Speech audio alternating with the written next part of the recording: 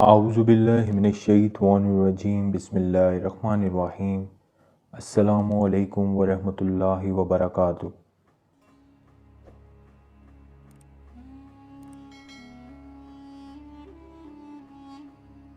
دوستو، ابو جہل کی نظر جب ایک رومی کنیز پر پڑی تو اس نے اسے منہ مانگے داموں خرید لیا۔ اس کنیز کا نام زنیرہ تھا۔ زنیرہ کون تھی، اس کا خاندان کیا تھا، اور کن حالات کی وجہ سے زنیرہ سلطنت روما سے مکہ کے بازار غلامہ میں ناقدر جنس کی طرح فروخت ہو گئی، ان باتوں سے ابو جہل کو نہ کوئی دلچسپی تھی اور نہ ہی جاننا چاہتا تھا۔ ایک روز بہت عجیب بات ہوئی۔ ایک مرتبہ زنیرہ اونٹوں کو چارہ ڈال کر پلٹ ہی رہی تھی کہ اسے اپنے آقا کی آواز آئی، جو مالکن سے بات کر رہا تھا۔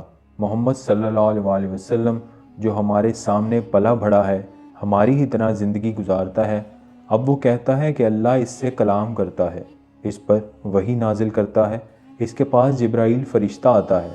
آقا کی آواز کے ساتھ ہی کہکا بلند ہوا۔ زنیرہ کو دیکھتے ہی مالکن نے روبدار آواز سے اسے بلایا، او زنیرہ، ادھر آ اور میرے پاؤں دبا۔ زنیرہ سعادت مندی سے مالکن کے پاس گئی اور پاؤں دبانے لگی۔ کچھ دیر بعد مالکن نے ابو جہل سے پوچھا، محمد صلی اللہ علیہ وسلم نے ایسا کب کہا؟ ابو جہل نے کہا، آج، ابھی محمد صلی اللہ علیہ وسلم نے مکہ کے سارے اقاربین کو بلایا تھا۔ پہاڑ کے قریب اس نے پوچھا کہ اگر میں کہوں کہ اس پہاڑ کے پیچھے سے دشمن کی فوج آ رہی ہے تو کیا تم یقین کر لو گے؟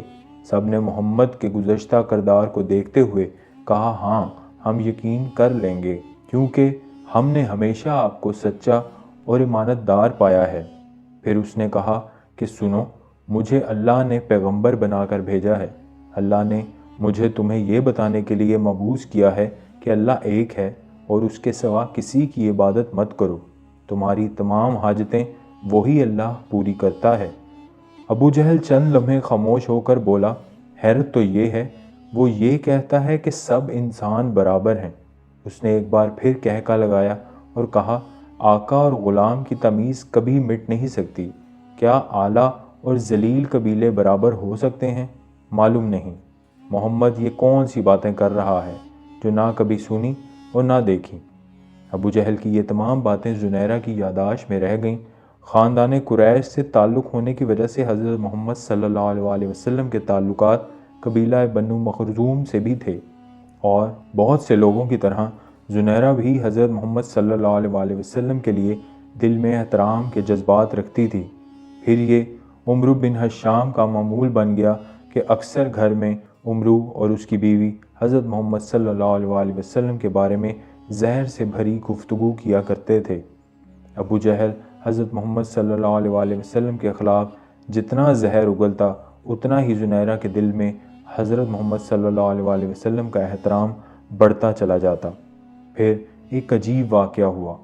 ابو جہل کی باندی سمیہ نامی بوڑھی کنیز نے زنیرہ سے حضرت محمد صلی اللہ علیہ وسلم کے متعلق باتیں کرنا شروع کیں۔ ایک رات سمیہ نے بتایا کہ آج شام سمیہ رضی اللہ تعالیٰ عنہ، ان کے شوہر یاسر رضی اللہ تعالیٰ عنہ اور دونوں بیٹے عمار اور عبداللہ رضی اللہ تعالیٰ عنہ نے اسلام قبول کر لیا ہے، اور زنیرہ کو ہدایت کی کہ یہ بات کسی کو نہ بتانا۔ حضرت سمیہ رضی اللہ تعالیٰ عنہ کا خاندان چوری چھپے نور نبوت سے اپنے قلب اور روح کو منور کرتا رہا۔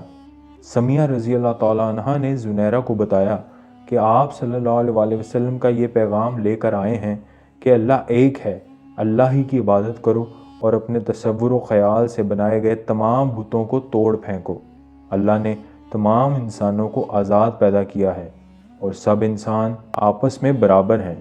نہ عربی کو عجمی پر فوقیت حاصل ہے، نہ ہی عجمی عربی سے بڑھ کر ہے۔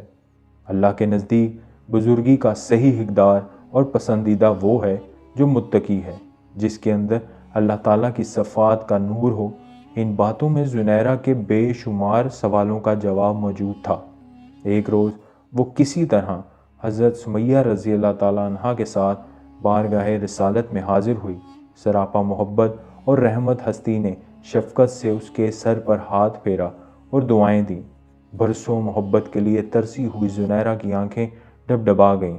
دل میں دبی ہوئی محرومیوں کا آتش فشاں گویا پھٹ پڑا اور وہ پھوٹ پھوٹ کر رونے لگی۔ اس کے وہم و گمان میں بھی نہ تھا کہ کوئی اس غلام کو محبت سے بھی دیکھ سکتا ہے۔ نور نبوت کی ضیاءپاشیوں سے زنیرہ کا باطن آفتاب کی طرح روشن ہو گیا تھا۔ دل تو نہ جانے کب سے اس خدائی پکار پر سر تسلیم خم کر چکا تھا، اب وہ ایک معمولی کنیز سے رسول اللہ صلی اللہ علیہ وسلم کی عظیم المرتبت صحابیہ زنیرہ رضی اللہ تعالیٰ عنہ بن گئی۔ رسول اللہ صلی اللہ علیہ وسلم نے حضرت زنیرہ رضی اللہ تعالیٰ عنہ کو اللہ کے قرب کے لیے چند طریقے مرحمت فرمائے اور تاکید فرمائی کہ ابھی اپنے قبول اسلام کا اعلان نہ کریں۔ زنیرہ رضی اللہ تعالیٰ عنہ دولت ایمان سے سرفراز ہونے کے بعد واپس آ گئیں، لیکن عشق چھپائے نہیں چھپتا۔ ابو جہل کو آخر معلوم ہو ہی گیا کہ زنیرہ مسلمان ہو گئی ہے اور عشق حقیقی پر قدم رکھ دیا ہے۔ پھر اس کی جہالت اور ظلم کا وہ باب کھلا جس کی وجہ سے اس کا نام ابو جہل مشہور ہو گیا، اور آج بھی اس کا اصل نام عمرو بن ہشام بہت کم لوگ ہی جانتے ہیں۔ ابو جہل نے حضرت زنیرہ رضی اللہ تعالیٰ عنہ پر ظلم و ستم کے پہاڑ توڑنا شروع کر دیے۔ ابو جہل حضرت زنیرہ کو اتنی بری طرح زد و کوب کرتا کہ وہ بے ہوش ہو جاتی۔ وہ مار مار کے تھک جاتا، مگر اللہ کی یہ نیک اور صابر بندی سب کچھ سہ لیتی، مگر پائے استقلال میں ذرا بھی لغزش نہ آتی۔ ابو جہل ہر روز نئے نئے طریقوں سے مظالم کرتا، کبھی کئی دن تک کھانے کا ایک لقمہ بھی نہ دیتا، کبھی سونے پر پابندی لگا دیتا اور اونگ آتے ہی کھال تک نوچ لینے والی چھڑی سے مار مار کر لہو لہان کر دیتا۔ حضرت زنیرہ کا پورا جسم زخمی رہتا اور اس میں سے خون اور پیپ رسنے لگتا، مگر اب وہ روح کے اس سفر پہ گامزن تھی جہاں مادی جسم کو آدمی روح کے خول یا لباس کی صورت میں دیکھتا ہے۔ آپ صلی اللہ علیہ وسلم کو جب حضرت زنیرہ کے اوپر ہونے والے مظالم کی خبر پہنچتی تو غمگین ہو جاتے۔ ایک مرتبہ آپ صلی اللہ علیہ وسلم کے ایما پر حضرت ابو بکر صدیق رضی اللہ تعالیٰ عنہ ابو جہل کے پاس گئے تاکہ انہیں خرید کر آزاد کر دیں، اور اس سے کہا کہ زنیرہ کو فروخت کر دو، مگر وہ ایک کینہ پرور شخص تھا، لہٰذا اس نے حقارت سے انکار کر دیا۔ اس کا ظلم و جبر یہاں تک بڑھا کہ حضرت زنیرہ کی بینائی جاتی رہی اور آنکھیں بے نور ہو گئیں۔ یہ دیکھ کر ابو جہل طنزیہ لہجے میں بولا، دیکھ لات و عزی نے تجھے اندھا کر دیا، اب تو محمد صلی اللہ علیہ وسلم کے دین کو چھوڑ دے۔ اس جملے نے حضرت زنیرہ کے دل کو تڑپا کر رکھ دیا، مگر وہ خاموش رہیں۔ یہ بات اتنی مشہور ہوئی کہ مشرکین حضرت زنیرہ کی مثال دے دے کر مسلمانوں پر جملے کسنے لگے کہ دیکھو زنیرہ کو لات و عزی نے اندھا کر دیا۔ ایک روز چند مشرکین نے یہ بات حضرت زنیرہ کے سامنے کہی تو حضرت زنیرہ نے تڑپ کر کہا، خدا کی قسم لات و عزی لکڑی اور پتھر کے بت ہیں، وہ کیا جانے کہ کون انہیں پوج رہا ہے اور کون نہیں پوجتا۔ اگر میری بینائی زائل ہو گئی ہے تو یہ مصیبت میرے لیے اللہ کا ایک امتحان ہے، اگر وہ چاہے تو میری یہ بینائی واپس بھی دے سکتا ہے۔ حضرت زنیرہ کی بات سن کر سارے مشرکین نے طنزیہ کہکا لگایا اور زیادہ مضحکہ خیز انداز میں حضرت زنیرہ کی یہ بات سب کو ہنس ہنس کر بتانے لگے۔ پورے دن حضرت زنیرہ کی اس بات کا تذکرہ کر کے شرک کے پیروکار کہکے لگاتے رہے اور مذاق اڑاتے رہے اور مسلمانوں کے جذبات مجروح کرتے رہے۔ اگلے روز حضرت زنیرہ رضی اللہ تعالیٰ عنہ سو کر بیدار ہوئیں تو ان کی بے نور آنکھوں میں روشنی آ چکی تھی، اب ان کی بینائی پہلے سے کہیں زیادہ تیز تھی۔ حضرت زنیرہ رضی اللہ تعالیٰ عنہ کی بینائی کے واپس لوٹنے کی خبر مکہ میں جنگل کی آگ کی طرح پھیل گئی۔ کل تک جو لوگ حضرت زنیرہ کی بات کا مزے لے لے کر مضحکہ اور تمسخر اڑا رہے تھے، انہیں سام سو گیا تھا۔ خصوصاً ابو جہل تو شرم کے مارے گھر سے ہی نہ نکلا۔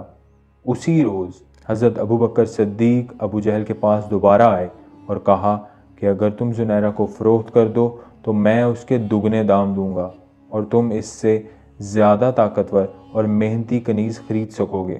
ابو جہل زنیرہ کو مزید اپنے پاس نہیں رکھنا چاہتا تھا، ویسے بھی اسے اپنی ہی بات کی وجہ سے شرمندگی اٹھانی پڑی تھی۔ اس لیے اس سے کئی گنا زیادہ دام پر حضرت زنیرہ رضی اللہ تعالیٰ عنہ کو فروخت کر دیا اور حضرت ابوبکر صدیق رضی اللہ تعالیٰ عنہ نے انہیں آزاد کر دیا۔